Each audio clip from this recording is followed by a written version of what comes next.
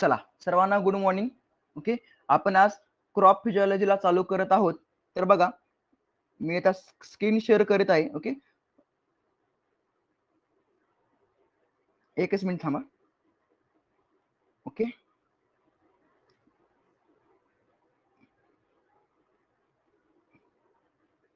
बघा, audio video clear असेल. Audio video सगळ्यांना क्लिअर आहे का? ओके, तर बघा, आपण आज सुरू करणार आहे क्रॉप फिजिओलॉजी मधलं पहिलं चॅप्टर, जे काही असणार आपलं फोटो सिंथेसिसचं. ओके, ठीक आहे. तुम्हाला ह्यावरती हा टॉपिक वर तुम्हाला एखादा क्वेश्चन तुम्हाला फिक्स पडू शकतो. बघा, ह्यामध्ये तुम्हाला ह्याच्यावरती म्हणजे तुम्हाला सायकल्स वरती क्वेश्चन पडतील किंवा एखादा तुम्हाला डेफिनेशन पडेल. ओके, दुसरं काय असेल तर पिगमेंट्स. ओके, पिगमेंट्स वरती तुम्हाला क्वेश्चन पडू शकतो. ओके, आपण हळूहळू सगळे बघूया. ओके, सायकल्स बघूया, डेफिनेशन काय असतील ते बघूया. ओके, आपण पिगमेंट सिस्टीम स्टडी करूया. ओके, तर बघा नेमकं काय विषय, तर बघा मी तुम्हाला इथं तुमचे कन्सेप्ट हे क्लिअर करणार आहे. ओके, म्हणजेच काय, कन्सेप्ट इज पॉवर. ओके, म्हणजे कन्सेप्टची क्लॅरिटी मी तुम्हाला करून देणार आहे. दुसरी गोष्ट, तुम्हाला मी हा लेक्चर एकदम डीप मध्ये शिकवणार आहे. कसं बनू, जरा डीप घेणार आहे, म्हणजे तुम्ही भविष्यामध्ये कुठं तुम्हाला अडणार नाही का, तुम्हाला काही अडचण येणार नाही. ओके, तर बघा पहिला पॉईंट आपला आहे, हा पॉईंट आहे आपला एनर्जीचा. ओके, म्हणजे काय सर, बघा आपल्याला कोणतं पण काम करायला किंवा वर्क करायला आपल्याला एनर्जीची गरज असते. ओके, आणि ही एनर्जी आपल्याला एटीपीच्या माध्यमातून ओके आपल्याला मिळत असते. म्हणजेच काय, कोणत्या पण लिव्हिंग ऑर्गॅनिझमला काम करायला ही एनर्जीची रिक्वायरमेंट असते आणि ही एनर्जी आपल्याला एटीपीच्या माध्यमातून मिळत असते. सर मग काय करायचंय, मग आपल्याला पहिल्यांदा करायचं आहे की बाबा हा एटीपी कुठून आलेला आहे. ओके, हा एटीपी कुठून आलेला आहे हे आपल्याला माहित पाहिजे. ओके सर, ठीक आहे मग. ओके, आता बघा पहिल्यांदा हा एटीपी कुठून आला. Okay, how how respiration how respiration and photosynthesis are both are interlink to each other. कसे ते दोन्ही एकमेकांसोबत रिलेशनशिप मध्ये आहेत हे आपण बघूया. ओव्हरऑल आपण एक सेल घेऊया, एक प्लांट सेल घेऊया, आणि त्या प्लांट सेल मध्ये काय काय होतं आपण एकदा स्टडी करून बघूया. बघा, हा आपला समजा म्युझोफिल सेल. ओके, बघा suppose this is a leaf of the plant. Okay, समजा कोणतं पण झाड आहे, झाडाचं एक हे काय बानो, हे एक पान आहे. समजा this is a leaf of the any plant. Okay, suppose this is a leaf. बघा ह्या लीफ मध्ये, आपल्या लीफ मध्ये बघा भरपूर सारे असे म्युझोफिल सेल असतात. ओके, भरपूर सारे असे म्युझोफिल सेल असतात. ओके सर, ठीक आहे. ठीक आहे बानो, this are called as mesophyll cells. Okay, in this leaf of the plant there are many mesophyll cells are present. आता बघा मी काय करणार आहे, फक्त ह्यामधला एक सेल. ओके, मी काय करणार आहे, आपल्याला त्या सेलमध्ये नेमकं काय होतं हे बघायला मी आता एक सेल हा मॅक्झिमम करणार आहे, म्हणजे मोठा करणार आहे, आणि त्यामध्ये आपण स्टडी करूया. ओके, ठीक आहे सर, तुम्ही असं म्हणता, ठीक आहे आपण तसं करूया. लक्ष द्या. बघा मी आता एक सेल काढत आहे. बघा this is a mesophyll cell. Okay, this is a mesophyll cell. Okay, समजा माझा हा समजा प्लांटचा हा म्युझोफिल सेल आहे. ओके, बघा हा काय बानो, this is a mesophyll cell of plant. Okay, ठीक आहे सर. आता बघा इनसाइड दिस सेल, आता सेल आहे म्हणल्यावर ओके, सेल आहे तर काय बानो, सेल मध्ये बानो सेल ऑर्गॅनिलीज पण असणार आहेत. सेल ऑर्गॅनिलीज ओके सर, म्हणजे नेमकं काय विषय, तर बघा each cell contains different cell organelles like a mitochondria. Okay, like a mitochondria, like a chloroplast. हे काय Bano, these are the cell organelles. These cell organelles carries specific processes. Okay, म्हणजे काय Bano, mitochondria specific respiration carry करतं आणि chloroplast specific Bano photosynthesis carry करत असतं. हे तुम्हाला माहित पाहिजे. ओके, बघा नेमकं काय विषय, बघा मी ओव्हरऑल सांगत आहे. ओव्हरऑल बघा, suppose this is a mitochondria. Okay, suppose this is a mitochondria, this is outer membrane of the mitochondria. हा आपला आउटर मेम्ब्रेन आहे मायटोकॉन्ड्रियाचा. आणि suppose this is a inner membrane. Okay,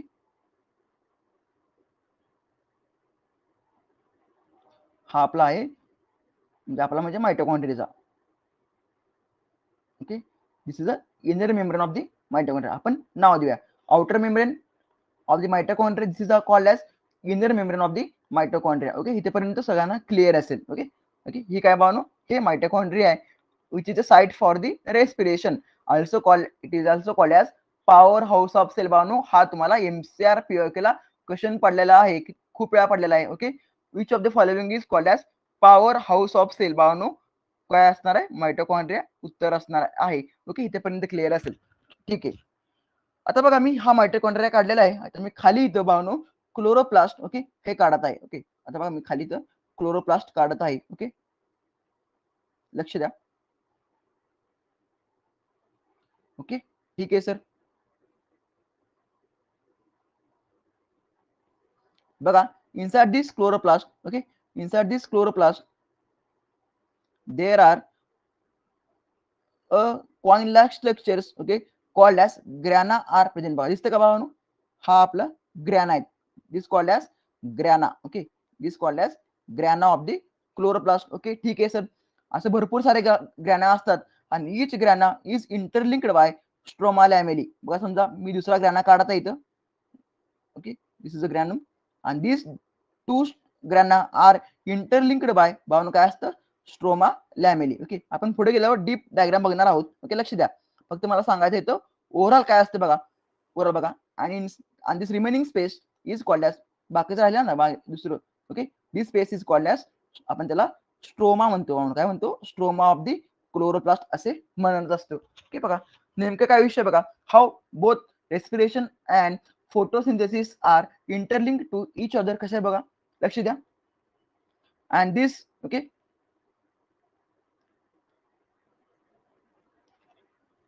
okay एक मिनिट मी आता कलर चेंज करतो एक minute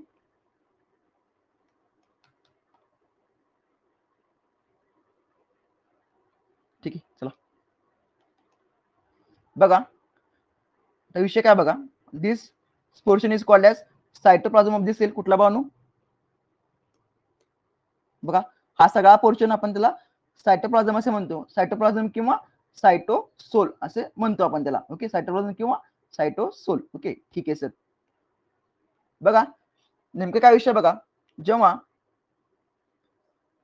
मला पेनचा कलर हा I want to change colour of the pen okay बघा जेव्हा ग्लुकोज मॉलिक्यूल ओके समजा मला हा जरा सेल जरा मोठा करावा लागेल ओके थांबा एक मिनिट मला हा सेल जरा मोठा करायचा आहे ओके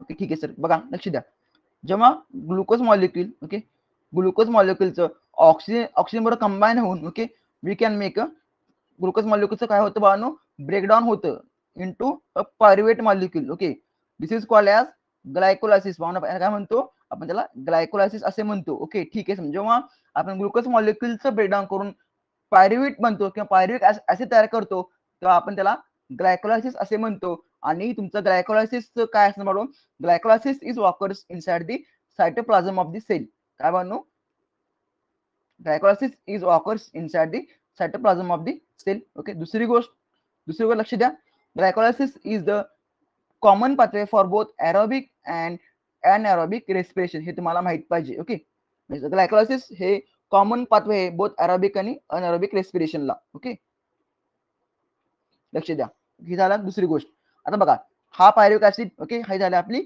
ग्लायको ऍसिड म्हणजे काय बनू ग्लुकोजचं ब्रेकडाऊन करणं म्हणजेच काय ग्लायकोलायसिस असणार आहे आणि जेव्हा आपण ग्लुकोजचं ब्रेकडाऊन करत असतो त्या बानो ह्यात तुम्हाला एनर्जी बाहेर पडणार आहे म्हणजे तुम्हाला एटीपी आणि तुम्हाला एनएडीपीएच बाहेर पडणार आहेत ओके इथेपर्यंत क्लिअर असेल गोष्टी म्हणजे आपण जेव्हा ग्लुकोजचं मॉलिक्यूलचं ब्रेकडाऊन करतो आपण त्यावेळी एटीपी आणि एनएडीपीएच रिलीज करतो म्हणजे आपली एनर्जी रिलीज करत असतो बघा आपण जेव्हा एखादा फूड्स खातो ओके आपल्या एनर्जी कुठून भेटती आपण कसं आहे आपण परपोषी आहे बरोबर आहे आपण दुसऱ्यावर डिपेंडेंट आहे ओके मग आपण कुठलं तरी फूड आयटम खातो समजा आपण मी एक ऍपलचं फळ खाल्लेलं आहे ओके त्या फळमधनं काय भेटणार मला ग्लुकोज भेटलेला आहे आणि त्या ग्लुकोज मॉलिक्यूलचं बॉडीमध्ये गेल्यावरती हळूहळू ऑक्सिजन बरोबर कॉम्बिनेशन होऊन त्या मॉलिक्यूलचं काय होतं ब्रेकडाऊन होतं आणि ब्रेकडाऊन होत असताना आपल्याला एनर्जी भेटत असते म्हणजे आपण ग्लुकोज खाल्ल्यावरच आपल्याला काय मिळते आपला एनर्जी मिळत असते ही त्यामागची कन्सेप्ट आहे बघा आपल्या इथे काय मिळाला इथे मिळाला आपला पायरुविक ऍसिड किंवा पायरुवेट मिळाला आहे हा पायरुविक ऍसिड आत गेला कुठे गेला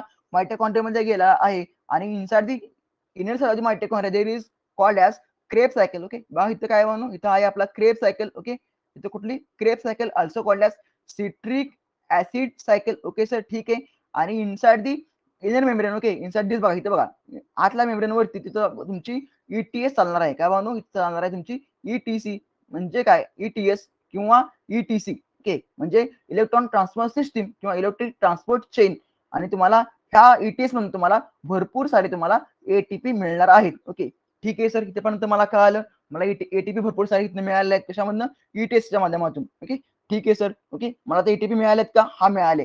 ठीक आहे सर. मग सर हा ग्लुकोज मॉलिक्यूल कुठून आला बघा? हा ग्लुकोज मॉलिक्यूल कुठून आलेला आहे? ओके सर, हा मला सांगा आता. बघा, आता बघा रेस्पिरेशन काय होतं? जनरली रेस्पिरेशन काय होतं? आपण ऑक्सिजन आत घेतलेला आहे, बरोबर आहे, आणि आपण CO2 बाहेर सोडतो. म्हणजे तुम्हाला मायटोकॉन्ड्रियामध्ये तुम्हाला CO2 हे बाहेर पडताना तुम्हाला दिसणार आहे. म्हणजे तुम्हाला मायटोकॉन्ड्रियामध्ये तुम्हाला CO2 बाहेर पडणार आहे. ओके सर, ठीक आहे. आम्हाला इथेपर्यंत काही अडचण नाही. आता बघा नेक्स्ट काय आपलं, suppose this is a chloroplast diagram already काढलेली आहे, लक्ष द्या. आता बघा जे grana is a site for the light reaction. Okay, ठीक आहे सर. लाईट रिएक्शन साइट कुठले बानू? Grana of the chloroplast. आणि remaining space is called stroma. Here is the dark reaction is occurs. म्हणजे कुठले बानू? म्हणजे बानू C3C4 and CAM pathway are occurs inside the stroma of the chloroplast. Okay, inside the light reaction there are two cycles. One is the cyclic photophosphorylation and another is the non-cyclic photophosphorylation. That both cycles occurs inside the grana of the chloroplast. Okay, and dark reaction occurs inside the stroma of the chloroplast. हे वानो important आहे. कुठं light reaction होते आणि कुठं होत नाही.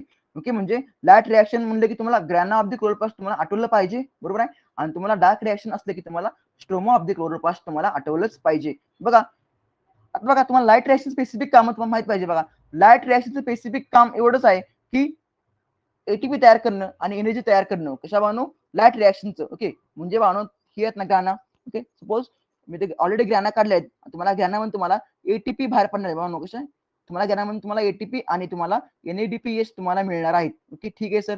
तुम्ही म्हणता ठीक आहे. म्हणजे लाईट रिएक्शनचं काम एवढंच आहे की एटीपी तयार करणं. म्हणजे अल्टिमेट म्हणजे काय, लाईट रिएक्शनचं काम एवढंच आहे की एनर्जी मॉलिक्यूल तयार करणं. ओके, ठीक आहे सर. लाईट रिएक्शन मध्ये बानो तुम्हाला ग्लुकोज भेटणार नाही. ग्लुकोज बानो तुम्हाला डार्क रिएक्शन मध्ये तुम्हाला भेटणार आहे काय? Glucose molecule. आणि तुम्हाला म्हणलेलं इथं बघा, किती समजा आपलं C3 सायकल आहे, म्हणजेच काय कुठला आहे? समजा केल्विन सायकल चालणार आहे. कुठं बानो? इनसाइड स्ट्रोमा मध्ये.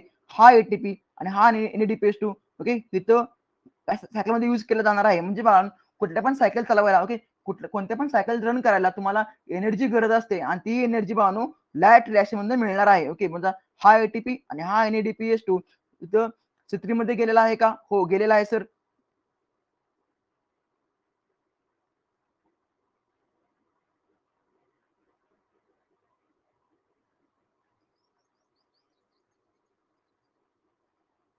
ओके, C3 मध्ये गेलेला आहे. बघा विषय काय आला, आपल्याला ही सायकल चालवायची म्हणलं तुम्हाला एनर्जी मॉलिक्यूलची गरज आहे. ओके, हा एनर्जी कुठनं भेटला? ह्याला भेटलं लाईट रिएक्शन मधनं भेटलेला आहे. कशाला? डार्क रिएक्शनला भेटलेला एनर्जी. ओके, ठीक आहे सर. बघा हा CO2 ओके, म्हणजे रेस्पिरेशन बाहेर पडलेला CO2 plus stomata through. Okay, बघा स्टोमाटा इथे मी काढतोय बघा. समजा this is stomata of the plant. Okay, stomata of the plant. From this stomata the CO2 molecule म्हणजे atmospheric CO2 molecules come inside and also the producer is O2 म्हणजे oxygen बाहेर पडणं, इथनं बाहेर पडणं. म्हणजे stomata is a pathway for the gases exchange. Also stomata is pathway for transpiration. म्हणजे loss of water ह्या ठिकाणी होणार आहे. कशा थ्रू? Stomata through. म्हणजे मला म्हणायचं काय बघा, CO2 आत आलेला आहे बघा, हा CO2 प्लस ॲटमॉस्फेरिक CO2 हे दोन्ही पण बघा no use inside the chloroplast for the photosynthesis. Okay, म्हणजेच काय तुम्हाला इथं तुम्हाला ग्लुकोज मॉलिक्यूल भेटणार आहे. म्हणजे हा CO2 okay, this is CO2 plus H2O तुम्हाला बाळांनो ग्लुकोज मॉलिक्यूल भेटणार आहे. ओके, म्हणजेच काय तुम्हाला C6H12O6 तुम्हाला भेटलेला आहे. म्हणजे विषय काय झालेला बघा, म्हणजे हा तर मायटोकॉन्ड्रियामधून बाहेर पडलेला CO2 ओके, आणि बाहेरचा CO2 झाडानं आत फिक्स केलेला आहे. कशा through? Through the photosynthesis through. Okay, आणि तो CO2 फिक्स करून तुम्हाला ग्लुकोज मॉलिक्यूल त्यांनी तयार केलेला आहे. ओके, ठीक आहे सर. इथेपर्यंत आम्हाला काही अडचण नाही. ओके, ठीक आहे सर. बघा हा ग्लुकोज बघा, हा तयार झालेला ग्लुकोज. काही glucose store inside the fruits or inside the roots. Okay, आणि काही ग्लुकोज हे store in form of the starch. Okay, आणि काही ग्लुकोज झाडं आपले रेस्पिरेशन करायला वापरतात to produce energy molecule. Okay, म्हणजे हा ग्लुकोज बघा, हा ग्लुकोज इथे पण गेलेला आहे का? हो, इथे गेलेला आहे. हा इथे ग्लुकोज हाच आहे. ओके, ठीक आहे सर. इथेपर्यंत आम्हाला काही अडचण नाही. म्हणजे both both the respiration and photosynthesis are interlink to each other. मी ऑलरेडी सांगितले कसे इंटरलिंक्ड आहेत. ओके, इथेपर्यंत काही अडचण नसेल. आपण तर पुढे जाऊया. नेक्स्ट बघा, ओव्हरऑल सांगायची गरज नाही, मी मागे सगळं सांगितलं ओव्हरऑल म्हणजे काय. ओके, नेक्स्ट बघा, नेक्स्ट कन्सेप्ट आहे आपली रात्री झाडाखाली का झोपू नये. बघा नेमका विषय काय होते बघा, ऑल पर तुम्हाला मी म्युझोफिल सेल काढत आहे. ओके, लक्ष द्या. तुम्हाला जनरली म्हटलं तर घरातले की ज्या ठिकाणी ऑलरेडी खूप खूप प्लांट डेन्सिटी आहे, ओके, आणि तुम्हाला असं म्हटलं की जाऊन झोपू नको बाबा, म्हणजे का झोपू नये, तर बघा लक्ष कारण काय बघा. बघा तुमचा मायटोकॉन्ड्रिया, ओके, मायटोकॉन्ड्रिया काढतो परत मी, दिसतं मायटोकॉन्ड्रिया, आणि ह्यातनं बाळांनो तुम्हाला CO2 बाहेर पडलेला आहे. ठीक आहे सर, CO2 बाहेर मिळाला आहे. समजा हा आपला क्लोरोप्लास्ट आहे, ओके, सपोज दिसतं ना क्लोरोप्लास्ट, ओके, हा आपला ग्रॅना असणार आहे, okay, this is the grana of the chloroplast, आणि here is the light reaction occurs. Okay, बघा नेमकं काय विषय, आपण दोन कंडिशन घ्यायला लागणार आहे. एक असतं आपलं डे टाइम, नेक्स्ट आपलं असतं नाईट टाइम. ओके, आता बघा पहिला डे टाइमला काय होतं बघा, डे टाइमला बघा, डे टाइमला काय होतं, सनलाईट असणार आहे. Okay, sunlight is present and this sunlight is okay is incident on that grana, okay, and each grana consists of the many of the chloroplast pigments, okay, so that light energy is absorbed by that pigments, and that pigments release energy called ATP and NADPH2. okay, बरोबर आहे का इथेपर्यंत? हा sir बरोबर आहे. म्हणजे पाहनो day टाइमला sunlight असल्यामुळं ते sunlight pigments, okay, chlorophyll pigment absorb करतात. ओके, ऍब्सॉर्ब केल्यामुळं त्यातलं ATP आणि NADPH2 बाहेर पडणार आहे. हो सर पडणार आहे. Okay, this ATP and NADPH2 are used for the dark reaction cycle like a C3 cycle or Killian cycle, and this CO2, this CO2 is fixed. Also the atmospheric CO2 which comes from the outside is also fixed in this cycle, inside this cycle. Okay, म्हणजे काय बनू, हा respiration मधून बाहेर पडलेला CO2 म्हणजे mitochondria मधून बाहेर पडलेला CO2 plus atmospheric CO2 are fixed inside the C3 cycle or dark reaction cycle. So हा CO2 बाहेर पडणार आहे का, म्हणजे बघा हा CO2 बाहेर पडणार आहे का, नाही बाहेर पडणार, कारण हा CO2 ह्या ठिकाणी यूज केलेला आहे. म्हणजे ही कंडिशन आहे आपली डे टाइमला असल्यामुळं. डे टाइमला असल्यामुळं there is a photosynthesis process is occurs, because for this process, for the photosynthesis, there is a requirement of sunlight. Without sunlight plant cannot make a glucose molecule. Okay, ठीक आहे sir, इथेपर्यंत आम्हाला काही अडचण नाही. म्हणजे काय बानू, म्हणजे विषय काय बघा, डे टाइमला काही अडचण नाही बानू. जेव्हा नाईट टाइम होत असतं, नाईट टाइमला सनलाईट असणार आहे का, सनलाईट नसणार आहे. सनलाईट नसल्यामुळं there is no any photosynthesis process. तुमच्या ह्या ठिकाणी तुमचं सनलाईट नसल्यामुळं तुम्हाला ATP तयार होणार आहे का नाही, तुम्हाला NADPH मिळणार आहे का नाही मिळणार आहे. So there is ATP NADPH नसल्यामुळं तुम्हाला ग्लुकोज मॉलिक्युल मिळणारच नाही. म्हणजे तुमचं CO2 ह्या ठिकाणी फिक्स होणारच नाही. म्हणजे हा पूर्ण डे टाइमची प्रोसेस हा उलटी होणार आहे. म्हणजे there is no any photosynthesis process always occurs inside the night time. म्हणजे मानो नाईट टाइमला, ओके, नाईट टाइमला plants behaves like only animals. Okay, म्हणजे बघा ॲनिमल्स फक्त रेस्पिरेशन करू शकतात, म्हणजे O2 घेतला CO2 सोडला. ओके, O2 घेतला CO2 सोडला, एवढंच काम असतं कशाचं, आपल्या ॲनिमलचं respiration. Animal can not make glucose molecules और can not run the process called photosynthesis. म्हणजे रात्रीच्या वेळी झाड behave like animals, normal animal, म्हणजे फक्त त्या ठिकाणी रेस्पिरेशन होणार आहे. There is no any photosynthesis process. म्हणजे तुमच्या वेळी रात्रीच्या टायमाला CO2 बघा, हा रेस्पिरेशन बाहेर काढलेला CO2 हा इथं फिक्स केला जात नाही. फक्त अणू O2 घेतला, आत घेतला O2 मायटोकॉन्ड्रियामध्ये, आणि CO2 बाहेर सोडला, आणि हा CO2 बाळांनो इथे फिक्स न होता हा रात्रीच्या वेळी स्टोमॅटो थ्रू बाहेर पडणार आहे. ओके, म्हणून बाळांनो झाडाखाली रात्री झोपू नये असं म्हणलं, कारण रात्री झाडं CO2 हे स्टोमॅटो थ्रू बाहेर सोडतात. ओके, म्हणून बाळांनो रात्री झाडाखाली झोपू नये, कारण झाडं CO2 बाहेर सोडत असतात. हा ना त्याचा उद्देश आहे, हा त्यांचं मागचं कन्सेप्ट आहे. नेक्स्ट बघा, नेक्स्ट आपण बघूया क्लोरोप्लास्ट स्ट्रक्चर. बघा नेमकं काय विषय आहे बघा. Suppose this is a chloroplast. We know that chloroplast is a double layer cell organelles. Okay, समजा डबल लेयर सेल organelle आहे. Okay, each chloroplast contains granum. Okay, समजा हा ग्रॅनम आहे. म्हणजे काय असतं ग्रॅनम, म्हणजे नेमकं काय असतं, समजा माझ्या घरातील, समजा माझ्याकडे 10 रुपयाचे म्हणजे 1 रुपयाची 10 कॉइन आहेत. ओके, आणि मी जेव्हा 10 कॉइन हा एकावरती एक असं रचल्यावर, okay, it looks like a gran of the chloroplast. Okay, जेव्हा मी 1 रुपयाचे कॉइन एकावरती एक रचणार आहे, it's look like a grana of the chloroplast, आणि single coin is called as thylakoid. Okay, single coin is called as thylakoid असे त्याला म्हणतो आपण. ओके, ठीक आहे सर, इथेपर्यंत आम्हाला काही अडचण नाही. बघा इथे आपण नाव देऊया, this is a grana of the chloroplast, आणि grana of the chloroplast is the site for the light reaction. Okay, तुम्हाला ह्या गोष्टी माहिती पाहिजे. नेक्स्ट बघा, each granum there are many grana. Okay, समजा this is second granum, and these granum are interlinked by one, okay, stroma lamellae. Okay, this granum is interlinked by stroma lamellae. Okay, ठीक आहे sir, आम्हाला काही अडचण नाही. Okay, ठीक आहे. बघा आता remaining space, this remaining space, all space is called as stroma of the chloroplast. काय म्हणू आपण त्याला? स्ट्रोमा ऑफ द क्लोरोप्लास्ट असे म्हणतो. ठीक आहे सर, इथेपर्यंत आम्हाला काही अडचण नाही. ओके, बघा मी तुम्हाला ऑलरेडी सांगितलं की बाबा नेमकं लाईट रिएक्शनचं काम काय? लाईट रिएक्शनचं काम एवढंच आहे, टू प्रोड्यूस एनर्जी मॉलिक्युल्स. म्हणजे समजा ह्या ज्ञानामध्ये समजा तुमचं लाईट रिएक्शन झालेलं आहे आणि तुम्हाला भरपूर सारे असे तुम्हाला एटीपी प्लस तुम्हाला NADPH तुम्हाला मिळणार आहेत. कशामधनं? लाईट रिएक्शन मधनं. ओके, समजा stroma of the chloroplast, we know that inside the stroma of the chloroplast there is a dark reaction runs. Suppose मी काढले इथे, suppose this is a C3 cycle also called as Kelvin cycle. This ATP and NADPH2 are used inside this cycle. Okay, म्हणजे काय?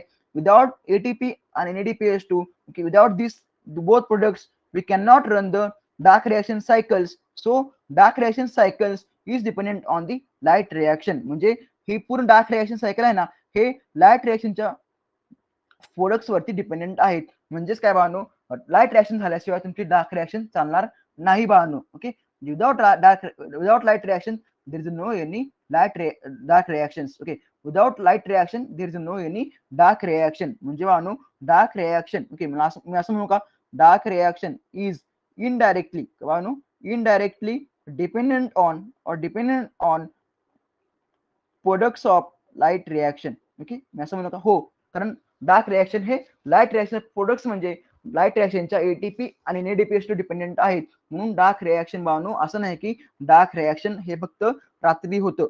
Okay, तुम्हाला असं वाटू शकतं बाळांनो light reaction दिवसा होऊ शकतं आणि डार्क रिएक्शन रात्री होऊ शकतं. नाही बाळांनो, डार्क रिएक्शन पण बाळांनो तुमचं दिवसा होणार आहे आणि डार्क रिएक्शन बाळांनो in presence of the light होणार आहे. म्हणजे बाळांनो लाईट असल्याशिवाय तुमचे डार्क रिएक्शन होणारच नाही. म्हणजे बाळांनो म्हणायचं काय, जोपर्यंत लाईट रिएक्शन मधनं एटीपी आणि NADPH बाहेर पडणार आहेत, ओके, पडणार नाहीत, तोपर्यंत डार्क रिएक्शन होणारच नाही. ओके, ज्यावेळी लाईट रिएक्शन मधनं एटीपी आणि NADPH मिळतील आपल्याला, त्यावेळीच तुमचे डार्क रिएक्शन होणार आहे. म्हणजेच काय, तुमचं ग्लुकोज मॉलिक्यूल तयार होणार आहे. म्हणजे काय, ग्लुकोज मॉलिक्यूल तयार करायला ओके आपल्याला एनर्जी गरज असते. ओके, त्याविषयी बघा, आपण जेव्हा ग्लुकोज मॉलिक्यूल तयार करत असतो, ओके, आपण जेव्हा ग्लुकोज मॉलिक्यूल तयार करत असतो, हा मॉलिक्यूल तयार करायला तुम्हाला एकतर तुम्हाला एनर्जीची गरज असते. ओके, आपण जेव्हा हा मॉलिक्यूल ब्रेक करत असतो, ओके, तेव्हा तुमच्या बाहेरून तुम्हाला एनर्जी बाहेर पडणार आहे.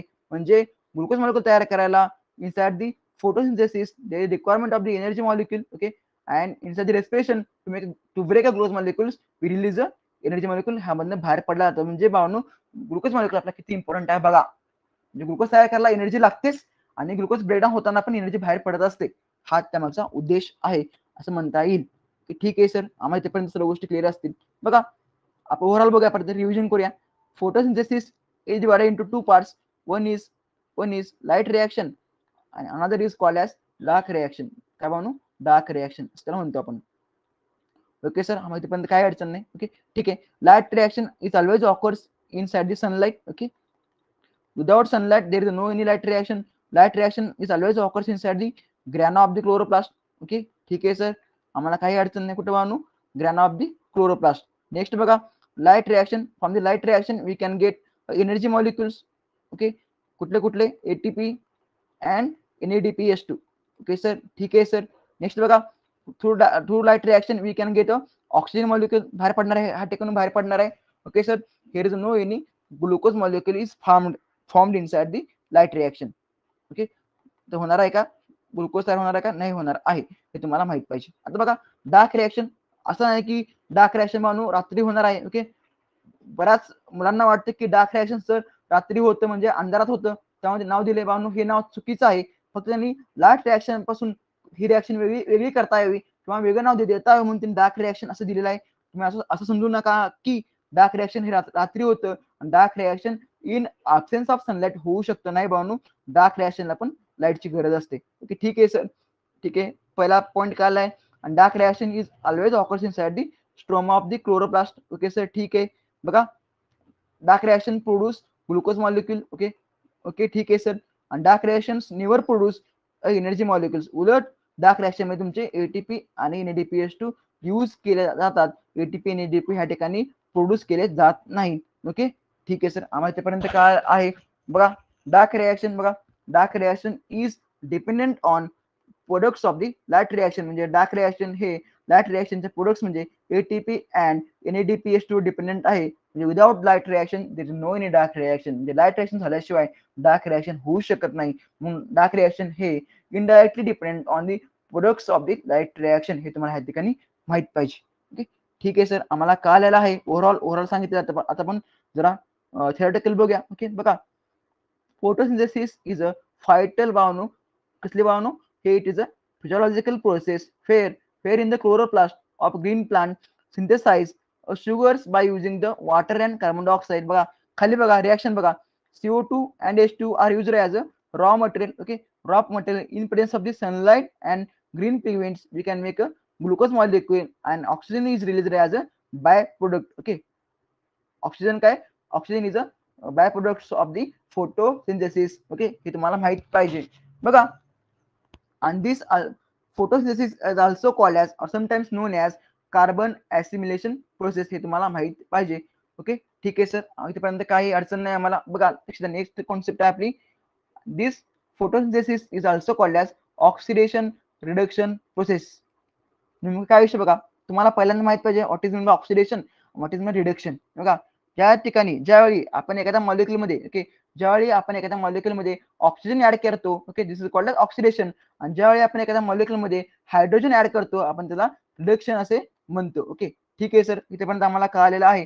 म्हणजे बघा नेमकं काय विषय बघा, म्हणजे तुम्हाला inside this photosynthesis there is a oxidation of the oxidation of water molecule होत असतं to convert into oxygen molecule. Okay, and reduction of the CO2 molecule is converted into the glucose molecule or the carbohydrate molecule. म्हणजे मला म्हणायचं काय, मला एवढं म्हणायचं आहे, photosynthesis is a oxidation reduction process where oxidation of the water molecule occurs and reduction of the CO2 molecule occurs. खाली बघा रिएक्शन बघा, बघा हा आपला CO2 आहे काय, तो हा CO2. ओके, बघा CO2 आपण जर रिडक्शन केलं, CO2 मॉलिक्युल आपण जर रिडक्शन केलं, म्हणजे ह्यामध्ये तुम्ही जर हायड्रोजन मॉलिक्युल ऍड केले, बघा काय बनले, बघा C6H12. बघा आले का हायड्रोजन. ओके, बघा ह्या ठिकाणी फक्त CO2 आहे. बघा तुम्हाला दिसतं का हायड्रोजन, पण आपण हायड्रोजन ऍड केले म्हणजे काय केले, आपण त्या CO2 मॉलिक्युलचं म्हणजे कार्बन डायऑक्साइड मॉलिक्युलचं आपण रिडक्शन केलेलं आहे. हा झाला आपला ग्लुकोज मॉलिक्युल म्हणतो आपण त्याला. बघा तुम्हाला दिसतं का वॉटर मॉलिक्युल, बघा हा वॉटर मॉलिक्युल आहे का, वॉटर मॉलिक्युल आपण करणार आहे ऑक्सिडेशन. म्हणजे तुम्हाला दिसतंय का ऑक्सिजन, बघा O2 दिसतंय तुम्हाला, हा फक्त बघा हा ठिकाणी ओच आहे आणि तुम्हाला O2 दिसतंय, बघा दिसतंय का O2.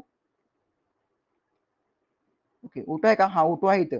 म्हणजे तुम्ही वॉटर मॉलिक्युल तुम्ही काय केले बाळांनो, ऑक्सिडेशन केले, म्हणजे तुम्ही addition of oxygen molecule add केलेला आहे. हा आपला सरळ साधा कन्सेप्ट. ओके, तुम्हाला माहित पाहिजे. ओके, तुम्हाला CUT ला तुम्हाला CUT ला एक्झामला क्वेश्चन पडलेला आहे, ह्या वर्षीच पडलेला आहे, की inside the photosynthesis which molecule is oxidized or which molecule is reduced. बाळांनो तुमचं वॉटर मॉलिक्युलचं होणार आहे ऑक्सिडेशन होऊन तुम्हाला ऑक्सिजन मिळणार आहे, आणि CO2 मॉलिक्युलचं रिडक्शन होऊन तुम्हाला ग्लुकोज मॉलिक्युल तुम्हाला भेटणार आहे. हे तुम्हाला माहिती पाहिजे, बेसिक गोष्ट. बघा मी काही गोष्टी ते बोल्ड केलेल्या आहेत बघा. For each glucose molecule, okay, from one glucose molecule we can get 686 kilocalorie energy. Okay, ठीक है sir. And CO2 and water molecules are raw material for that. Okay, for photosynthesis. Okay, ठीक है sir. Stephen Hales is a father of crop physiology. कोण आहे, Stephen hells आहे. We first explain the relationship between the sunlight and the leaves. Okay, त्यांनी explain केलं, कोणी sunlight आणि leave मधलं काय रिलेशनशिप आहे, स्टेफन हेल्सने एक्सप्लेन केलेलं आहे, which is the father of the crop physiology. Okay, ठीक आहे. नेक्स्ट बघा आपण पिगमेंट्स बघा. एकूण आपल्याकडे 3 प्रकारचे पिगमेंट्स आहेत. एक असतं आपलं क्लोरोफिल, दुसरं आपलं असतं कॅटनॉइड्स, आणि तिसरं आपलं असतं फायकोब्लिन्स. ओके, कुठला बानो, क्लोरोफिल, कॅटनॉइड्स अँड फायकोब्लिन्स. बघा both chlorophylls and carotenoids are the insoluble inside the water. Okay, हे कसे बानो, वॉटर insoluble आहेत, but they can soluble inside the organic solvents like petroleum, okay, or ether or alcohol. Okay, ठीक आहे. कोणते, chlorophylls and carotenoids are the insoluble inside the water but they can soluble inside the organic solvent. Next बघा फायकोब्लिन, बघा फायकोब्लिन्स R soluble inside the water. हे तुम्हाला माहित पाहिजे. बघा आता बघूया आपण पिगमेंट्स बघा. पहिला आपला असतं क्लोरोफिल्स. बघा एकूण क्लोरोफिल 2 प्रकारचे आहेत, एक असतं क्लोरोफिल ए, दुसरं आपलं असतं क्लोरोफिल बी असतं. ओके, ठीक आहे सर. आता बघा क्लोरोफिल एचं फॉर्म्युला काय बघा, C55, okay, H72 O5 N4 Mg. आता बघा दोन्ही पण क्लोरोफिल मध्ये तुम्हाला एमजी तुम्हाला फिक्स दिसणार आहे, कारण एमजी हा सेंट्रल एलिमेंट, हा आपला मेन एलिमेंट आहे क्लोरोफिलचा. कुठला एमजी बघा, क्लोरोफिल बीचा फॉर्म्युला काय बघा, सी कार्बन तेवढं आहे बघा, कार्बन 55 आहेत, पण बघा ह्या ठिकाणी काय होणार आहे, आता ह्या ठिकाणी O5 आहे ना, ह्या ठिकाणी एक O वाढणार आहे, म्हणजे O6 वाढल्यामुळे तुमचे एच आहे ना हे 2 कमी होणार आहे, म्हणजे एच तुमचं 70 होणार आहे, बाकी सगळं सेम N4Mg. बघा ह्या ठिकाणी O5 आहेत कशामध्ये, क्लोरोफिल ए मध्ये, पण क्लोरोफिल बी मध्ये एक O वाढलेला आहे, एक O वाढला तर तुम्हाला 2 हायड्रोजन कमी करावे लागतील, म्हणजे H70 होणार आहे, बाकी सगळा फॉर्म्युला सेम असणार आहे. ओके ठीक आहे सर, आम्हाला काही अडचण नाही. नेक्स्ट बघा, नेक्स्ट पिगमेंट आहे आपला आहे कॅरोटिन्स. ओके, कॅरोटिनचा फॉर्म्युला काय बघा, कॅरोटिन्स कंटेन्स ओनली हायड्रोकार्बन. बघा काय फक्त तुम्हाला हायड्रोकार्बन म्हणजे तुम्हाला कार्बन हायड्रोजन दिसणार आहे, there is no any oxygen molecule is present. बघा C40H56 is a formula for the carotenes. Okay, next बघा आपला असणार आहे झंथोफिल्स. ओके, बघा काय बनू C40H56, फक्त तुम्हाला या ठिकाणी तुम्ही जर ह्यामध्ये तुम्ही ऑक्सिजन मॉलिक्युल ऍड केला असाल ते this look called as xanthophyll. This is formula for the xanthophyll. Okay, तुम्हाला सगळ्यांचे फॉर्म्युले आणि तुम्हाला सगळ्यांचे पिगमेंटचे तुम्हाला कलर माहित पाहिजे. आपण एकदा क्विक रिव्हिजन करून घ्या. बघा लक्ष द्या, mainly there are 4 pigments. One is chlorophyll A, ठीक आहे सर, बी, ओके ठीक आहे sir, then xanthophyll, then carotenoids. Okay, बघा क्लोरोफिल एचा कलर कुठला बघा, क्लोरोफिल एचा कलर आहे आपला ब्राईट ब्ल्यू ग्रीन कलर. कुठला बनव, bright blue green colour. Chlorophyll बीचा कुठला बनव, क्लोरोफिलचा कलर आहे येलो ग्रीन. ओके ठीक आहे सर, झंथोफिलचा कलर आपला येलो आहे. ओके, आणि आपला आहे कुठला शेवटचा कॅरोटीन, म्हणजे कॅरेट म्हणजे काय असतं बनू, गाजर असतं. गाजर लुक्स लाईक काय ऑरेंज असतो, म्हणून हा पण कसा बनू, हा पण ऑरेंज कलरचा आहे, कुठला कॅरोटिनॉइड्स. नेक्स्ट बघा, तुम्हाला सगळ्यांचे काय पाहिजे, तुम्हाला सगळ्यांचे मॉलिक्युलर फॉर्म्युला माहित पाहिजे. बघा क्लोरोफिल एचं काय बनू, C55, पण एच बनू 72O5N4Mg आहे का, आहे. नेक्स्ट बघा C55 आहे, बीचा बघूया आपण, एच बनू 70 होणार आहे, कारण O6 झालेला आहे, एक ऑक्सिजन वाढलेला आहे, बाकी सगळं तुमचं सेम असणार आहे. नेक्स्ट आपला आहे xanthophyll. Xanthophyll contains hydrocarbon plus oxygen, म्हणजे C40H56O2 असणार आहे, आणि carotenoids contains only hydrocarbon, that is C40 आणि H56. ह्याला बोथ सगळ्या पिगमेंटचे, क्लोरोफिलचे पिगमेंटचे मॉलिक्युलर फॉर्म्युला प्लस कलर आपण बघितलेले आहेत. नेक्स्ट बघा, नेक्स्ट आपण बघूया mechanism of the photosynthesis. There are two mechanism, two steps. One is a light reaction, okay, also called as primary photochemical reaction, okay, also called as Hill's reaction, also called as Arnott cycle. तुम्हाला other name माहित पाहिजे. The dark reaction is also called as काय म्हणू, Blackman's reaction, also called as path of carbon in photosynthesis. पहिला बघूया आपण light reaction बघूया. Okay, also called as primary photochemical reaction, Hill's reaction आणि Arnon cycle. Okay, light reaction main काम काय, light reaction main काम एवढंच आहे, एटीपी अँड NADPH मॉलिक्युल तयार करणं हे त्याचं काम असणार आहे. ओके ठीक आहे sir, also to make a oxygen molecule. Okay, हे लाईट रिएक्शन आपल्याला मिळणार आहे. ओके, म्हणजे हे आपलं बाय प्रोडक्ट्स आहेत लाईट रिएक्शनचे. नेक्स्ट बघा, नेक्स्ट बघूया आपण रेड ड्रॉप इफेक्ट. काय विषय बघा, ओके बघा आपल्याला सर्वांना माहिती आहे आपला PAR म्हणजे photosynthetically active radiation Bano 400 to 700 nanometre आहे. हो सर आहे, म्हणजे बानो किती 0.4 to 0.7 काय बानो मायक्रोमीटर असणार आहे. ओके सर ठीक आहे. बघा नेक्स्ट बघा, नेक्स्ट बघा, आता बघा जवळपास 400 NM ची लाईन वेव्हलेंथ म्हणजे बानो जवळपास ह्या ठिकाणी तुमची ब्ल्यू कलरची लाईट असते, आणि समजा 700 च्या आसपास तुम्हाला रेड कलरची लाईट असते. मग रेड ड्रॉप इफेक्ट काय म्हणतो बघा, कुणी इमर्सननं पहिल्यांदा याच्यावरती अभ्यास केलेला आहे, त्याचं म्हणणं काय बघा, त्याला असं म्हणायचं आहे की ज्यावेळी सनलाईटची वेव्हलेंथ ही 600 NM पेक्षा जास्त असेल, त्यावेळी rate of photosynthesis is decreases. Okay, म्हणजेच काय, ज्यावेळी सनलाईटची वेव्हलेंथ ही 680 NM च्या वेव्हलेंथ पेक्षा जास्त होईल, तेव्हा रेट ऑफ फोटोसिंथेसिस ह्या कमी होणार आहे, हे तुम्हाला माहित पाहिजे. Okay, it is called as red drop effect. म्हणजे जसं तुमची वेव्हलेंथ ही रेड लाईटकडे जाईल, म्हणजे 680 NM पेक्षा जास्त होईल, किती 680 NM जास्त होईल, तसं तुमचं यील्ड हे कमी होणार आहे, हे क्वांटम यील्ड कमी होणार आहे. म्हणजे काय, तुमचं रेट ऑफ फोटोसिंथेसिस हे तुमचं कमी होणार आहे, हे तुम्हाला माहित पाहिजे. Called as red drop effect असं म्हणतो आपण.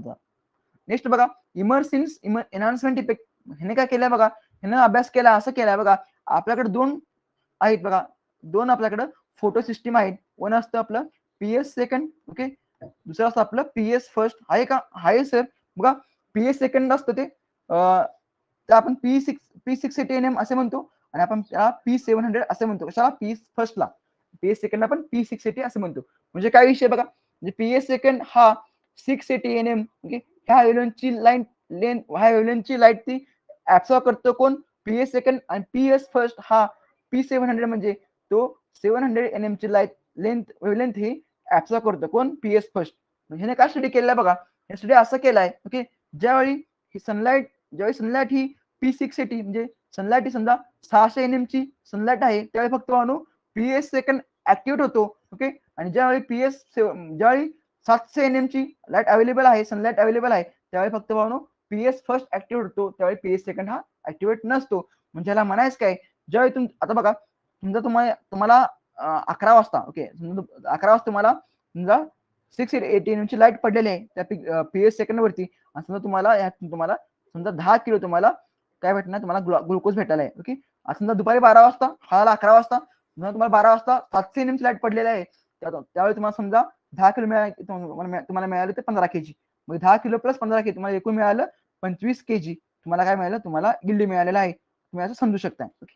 बरं, हे झालं तुम्हाला ज्यावेळी दोन्ही पण वेव्हलेंथ हे सायमल्टेनियसली पडत नसतील ओके. समजा ही लाईन पहिली पडली, नंतर ही वेव्हलेंथ दुसऱ्यांदा पडली, म्हणजे ज्यावेळी 600 nm ची किंवा 700 nm ची लाईट ही एका वेळी न पडता वेगवेगळ्या पडलेली आहे, त्यावेळी बानो तुमचं रेट ऑफ फोटोसिस हा कमी असणार आहे. कशापेक्षा, ज्यावेळी सनलाईट हे सायमल्टेनियसली पडणार आहे त्यापेक्षा. म्हणजे काय बानो, म्हणजे म्हणायचं काय बघा, ज्यावेळी बोथ सनलाईट ओके, ज्यावेळी सनलाईट 600 nm ची पण असेल आणि त्यावेळी 700 nm ची पण वेव्हलेंथची सनलाईट असेल, जेव्हा दोन्ही सनलाईट जेव्हा सायमल्टेनियसली पडेल, दोन्ही वेव्हलेंथ सायमल्टेनियसली पडलं, तेव्हा बानो दोन्ही पण पीएस सेकंड पण आणि पीएस फर्स्ट पण ऍक्टिव्हेट होत असतो ओके. म्हणजे झालेला ऍक्टिव्हेशन ओके. म्हणून बानो त्या ठिकाणी तुम्हाला इल्ड हे तुम्हाला जास्त भेटणार आहे. तुम्हाला त्या ठिकाणी तुमचं क्वांटम इल्ड किंवा rate of photosynthesis rate of photosynthesis हे तुमचं जास्त असणार आहे. म्हणून आपण त्याला इमर्सन्स एनहान्समेंट इफेक्ट असे म्हणतो. ज्यावेळी दोन्ही पण म्हणजे पीएस सेकंड आणि पीएस फर्स्ट दोन्ही पण सायमल्टेनियसली होणार आहे ऍक्टिव्हेट, त्या ठिकाणी बनवून तुमचं रेट ऑफ फोटोसिंथेसिस तुमचं हाय असणार आहे. क्वांटम इल्ड पण तुम्हाला हाय मिळणार आहे okay. This is called as Emerson's enhancement effect okay. आता बघा नॉन सायकलिक आणि बाकी सगळे सायकल्स मी तुम्हाला सेकंड पार्ट मध्ये तुमचं ऑलरेडी ऍप वरती रेकॉर्डिंग करून टाकलेलं आहे, ते तुम्ही बघून घ्या ओके. Thank you so much.